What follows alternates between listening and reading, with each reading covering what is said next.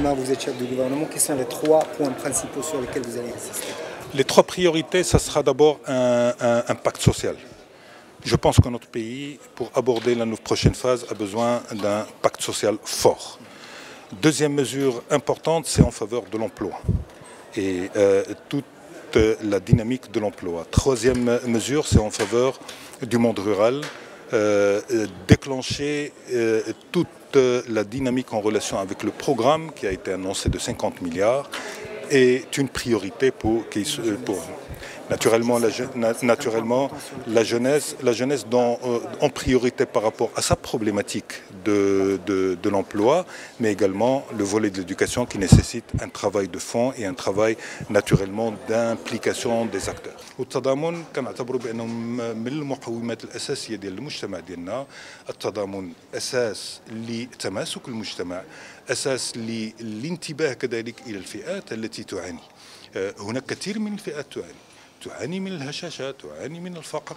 هذا أعتبر بأنه يعني معركة اللي خص الحكومة المقبلة تخوضها، لأنه كل ما قلصنا من هذه الإشكالية كل ما أعطينا أكثر توازن لهذا المجتمع. في آخر المطاف ملي غادي يحدث التوازن الكامل داخل المجتمع، الوتيرة ديال التطور ديال المجتمع ودينامية المجتمع غادي تقوى، وغادي تقوى كذلك المناعة ديال بلادنا. Qu'est-ce qui fait mal selon vous à ce pays en termes de politique depuis 5 ans? Et qu'est-ce qui pourra changer en 2017? Je pense que la prise de conscience qu'il faut agir et agir vite et en se concentrant sur les priorités.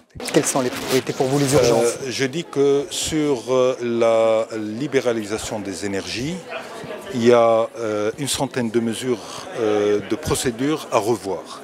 Et ça, c'est un travail concret, pragmatique qui peut être fait durant les 3 premiers mois du gouvernement.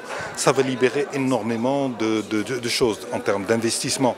Nous connaissons les difficultés qui sont liées aux autorisations, etc.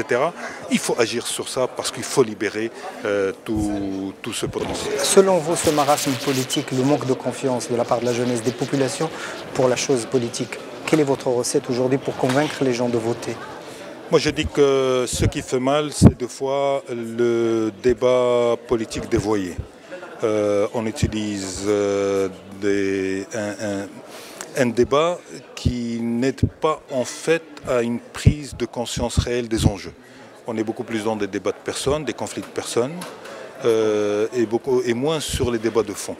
Il faut revenir vers le débat de fond, je pense que ça fera beaucoup de bien. ما نقوم به لتقوية مناعة بلدنا ومجتمعنا كل ما بالطبع كنحافظوا على يعني الوحدة ديال بلادنا. Quel diagnostic vous avez fait des véritables urgences de ce pays?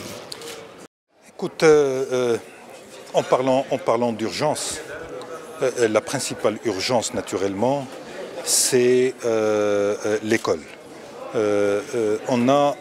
C'est pour moi le défi de l'avenir.